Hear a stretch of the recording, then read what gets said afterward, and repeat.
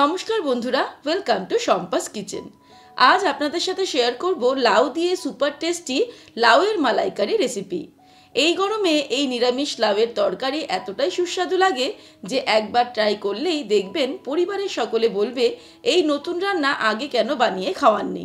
রেসিপিটা ভালো লাগলে লাইক ও শেয়ার করার অনুরোধ রইল। আর এমনই লস্ট অ্যান্ড রেয়ার রেসিপিস দেখার জন্য আজই শম্পাস কিচেন সাবস্ক্রাইব করে নিন। তাহলে চলুন শুরু করি। সবার প্রথমে একটা ছোট সাইজের লাউ এরকম ডুমো ডুমো করে কেটে নিয়ে ভালো করে ধুয়ে নিয়েছি। এবারে একটা কড়াইতে জল গরম করব। জলটা যেই ফুটতে শুরু করবে তার মধ্যে লাউগুলোকে দিয়ে দেব। এখানে আমি 1 কিলো ওজনের লাউ নিয়েছি। জাস্ট 2-3 মিনিটের জন্য লাউটাকে ভাপিয়ে নেব। হাই ফ্লেমে ঢাকা দিয়ে লাউটাকে ভাপিয়ে নিয়ে ফিরে আসছি। 2-3 মিনিট ভাপিয়ে নিয়েছি। এবারে ওভেনটাকে অফ করে দিয়ে লাউয়ের জলটা ঝরিয়ে নেব।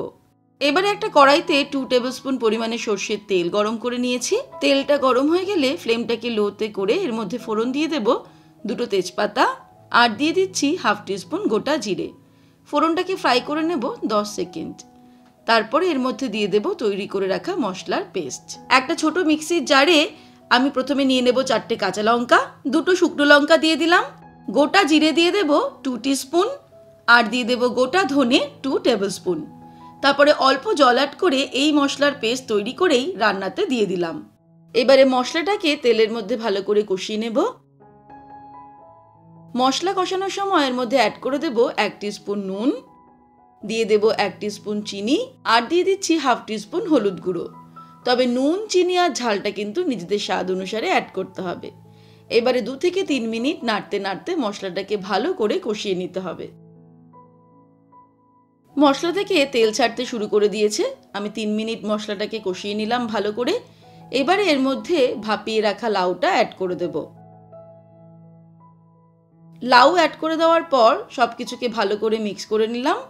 এবারে ঢাকা দিয়ে লো ফ্লেমে আরও 5 মিনিট রান্না করব। 5 মিনিট পর ফিরে আসছি। 5 মিনিট হয়ে গেছে। এবারে আমাদের ঢাকা খুলে দেখে নিতে হবে লাউটা সম্পূর্ণ সিদ্ধ হয়েছে কিনা।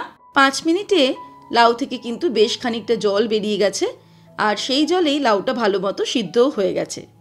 এবারে আমরা এর মধ্যে অ্যাড করে দেব নারকেলের পেস্ট বা নারকেল বাটা। একটা মিক্সির জারে 1/2 কাপ নারকেল কোড়া নিয়ে উষ্ণ গরম জল অ্যাড করে আমি এটাকে পেস্ট করে নিয়েছি, সেটাই দিয়ে দিলাম। নারকেল বাটা দেওয়ার পরে মিনিট 2 আমরা এটাকে ফুটিয়ে নেব।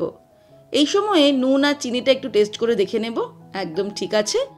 এবারে 2 মিনিট হয়ে গেলে আমরা এর মধ্যে ফাইনালি দিয়ে দেব 1/2 টিস্পুন গরম মশলার গুঁড়ো আর দিয়ে দিচ্ছি ঘি 1 টিস্পুন।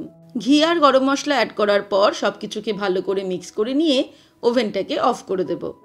ব্যাস তৈরি হয়ে গেল খুব সহজে কম সময়ে লাউ দিয়ে দারুণ টেস্টি নিরামিষ লাউয়ের মালাইকারি রেসিপি।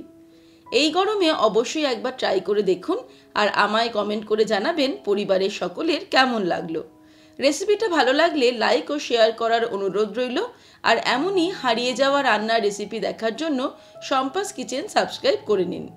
সুস্থ থাকবেন, ভালো থাকবেন। আমি আবারও নতুন রেসিপি নিয়ে হাজির হব। নমস্কার।